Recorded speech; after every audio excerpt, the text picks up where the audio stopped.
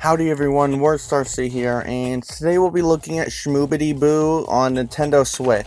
Shmubedi is a platformer where you go through tough levels collecting apples while trying to reach the door at the end of the level. There's 120 levels and 5 different bosses, with there being all kinds of traps varying from spikes, saws, combustible tiles, and many more, as well as a bunch of different monsters that get more difficult the further you get in. The game claims to be hardcore, and I'd say based on my experience with it, I'll agree on that, as you'll find yourself dying a lot, and when you run out of lives, you'll be sent to purgatory where you'll have to spin a wheel for the chance to earn some lives to keep going. The more you successfully earn lives, the less spots on the wheel there will be with lives the next time you end up in purgatory. And if you fail, you get sent back a good amount of levels, which, trust me, really hurts as the levels get quite irritating quite early on. As for the apples you've collected, you can visit an apple shop that occasionally appears in a purple door and buy anything from various hats, power-ups, some extra lives, and even a playable duck, which will bring the playable character count up to 7. There's also 4-player local co-op where 2 to 4 players can compete against each other through the main levels, but when everyone loses all their lives, it still counts as a game over in the main game as well, and will still send you back some levels, so teamwork isn't anywhere in the picture, especially given that you can get 4 special bombs to use against the other players, them being explosive, poisonous,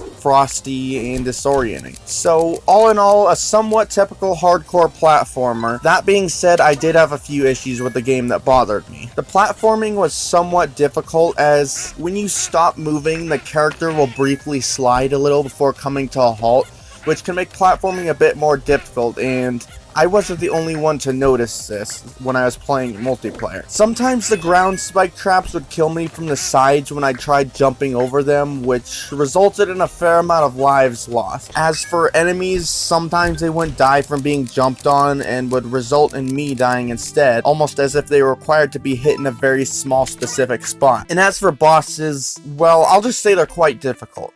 The first boss alone is almost worthy of being a Dark Souls level boss, as not only does he heal when he kills you, but if he's at full health, I believe his maximum health increases. I'd say they're overpowered, but I guess that's part of the challenge. Still, the previous issues did make the game unnecessarily more difficult than it should have been. In the end, I'll say that besides those minor flaws, the game holds up fairly well. It definitely fits in with the hardcore platformer category, and I'd say it may be worth a try if you're looking for a challenge, especially if you want to spice things up a little with a few friends. So if you want this game yourself, it is available on the eShop for $10. I'd like to thank Dmytro, Derybas for sending me the review key. This is WordStarC on the Game Clips channel, and I'm out.